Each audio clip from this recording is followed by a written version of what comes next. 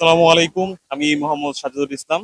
বর্তমানে আমি চট্টগ্রাম বিশ্ববিদ্যালয়ের ইতিহাস বিভাগে চতুর্থ বর্ষে অধ্যয়নরত একজন শিক্ষার্থী। পাশাপাশি আমার আরো একটি পরিচয় রয়েছে।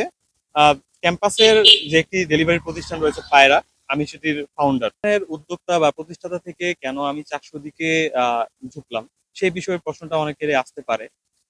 আমি মনে করি যে একজন আমাদের চাকসুর নেতা নেতা নির্বাচনের ক্ষেত্রে বা প্রতিনিধি নির্বাচনের ক্ষেত্রে কয়েকটা বিষয় খুবই গুরুত্বপূর্ণ।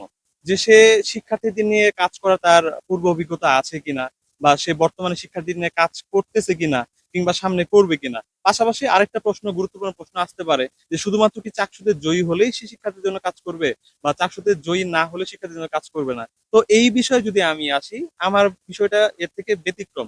যেমন আমি চাকসু আহ মানে চাকসুর যে গঠনতন্ত্র বা চাকসুর যে নির্বাচন হবে, সেটার প্রকাশ হয়েছে প্রায় আজ থেকে 1.5 থেকে 2 মাস।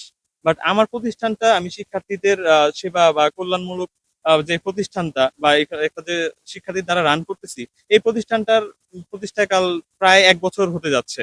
তো সেই ক্ষেত্রে আমি বলতে পারি যে শিক্ষার্থীদের নিয়ে আমি আগে থেকেই কাজ করার আমার অভিজ্ঞতা আছে। বর্তমানেও আমি শিক্ষার্থীদের নিয়ে কাজ করতেছি। ইভেন আমি যদি চাকসুতে পরাজিত হই, সেক্ষেত্রেও আমি শিক্ষার্থীদের নিয়ে কাজ করে যাব। এখন চাকসুতে আসার আমার অন্যতম একটা উদ্দেশ্য, এখন হয়তো আমার ফ্লোটা কম, বা আমি যে আমার যে শিক্ষার্থীদের নিয়ে কার্যক্রম করার যে স্পিরিট বা স্পিড বলতে পারি, সেটা এখন গতিটা অনেকাংশে কম। বাট আমি যদি চাকসুর মাধ্যমে একটা ফ্লোর পাই, সেক্ষেত্রে হয়তো আমি ক্যাম্পাসের সিংহভাগ স্টুডেন্টদের পাশে নিয়ে তাদের যৌক্তিক দাবি বা তাদের প্রকৃতপক্ষে তাদের সেবামূলক সেবায় নিয়োজিত থাকতে পারবো।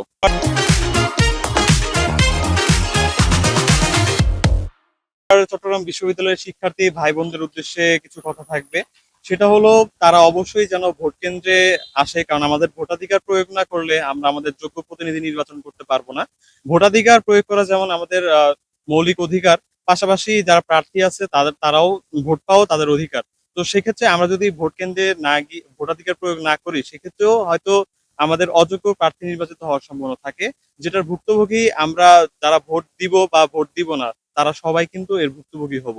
তো আমি এটাই বলবো, আমরা সবাই যেন ভোট কেন্দ্রে আসি, আমাদের ভোটাধিকার প্রয়োগ করি। পাশাপাশি যারা প্রেশার আছে ভার্সিটির, তাদেরকে বিশেষ করে তাদেরকে একটা জিনিস খেয়াল রাখতে হবে, যে আমরা যাকে ভোট দিচ্ছি সে আসলে যোগ্য কিনা, সে শিক্ষার্থীদের নিয়ে কাজ করার অভিজ্ঞতা রয়েছে কিনা, বা শিক্ষার্থীদের নিয়ে কাজ করছে কিনা, কিংবা সামনে করবে কিনা। যদি আমার কথায় আসি, চাকসু নির্বাচনে জয় পরাজয়ের ব্যতি রেখে যদি আমি পরাজিতও হই, তারপরে আমি শিক্ষার্থীদের নিয়ে যে কার্যক্রম চালিয়ে যাচ্ছি, আমি পরিশেষে চালিয়ে যাব।